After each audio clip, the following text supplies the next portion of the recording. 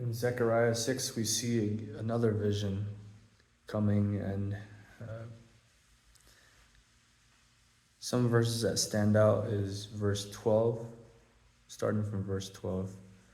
Then you will say to him, thus says Yahweh of hosts, behold, a man whose name is Branch, and he will branch out from where he is, and he will build the temple of Yahweh. Indeed, it is he who will build the temple of Yahweh, and he who will bear the splendor and sit and rule on his throne. Thus he will be a priest on his throne, and the council of peace will be between the two offices.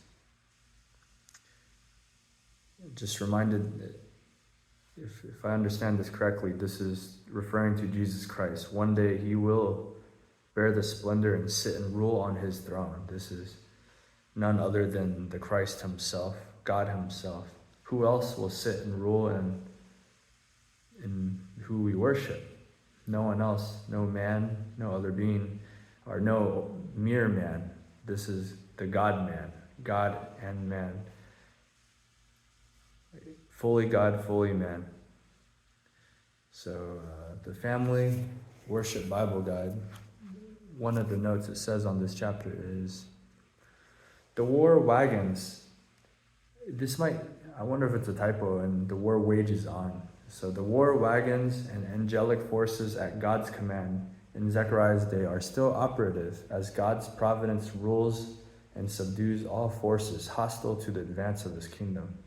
The God of then is the God of now. The fact that we cannot see what is happening in the spiritual realm does not mean that nothing is happening. Beyond our sight, God controls everything to the certain accomplishment of his redemptive plan. Things had to be done in Zechariah's day for the preparation of the incarnation. Things are being done in our day, leading to the second coming.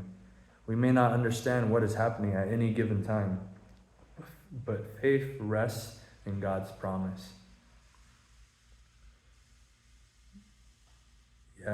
The fact that we cannot see what is happening in the spiritual realm does not mean that nothing is happening. What would it be like to be able to glimpse into what is happening beyond our physical world?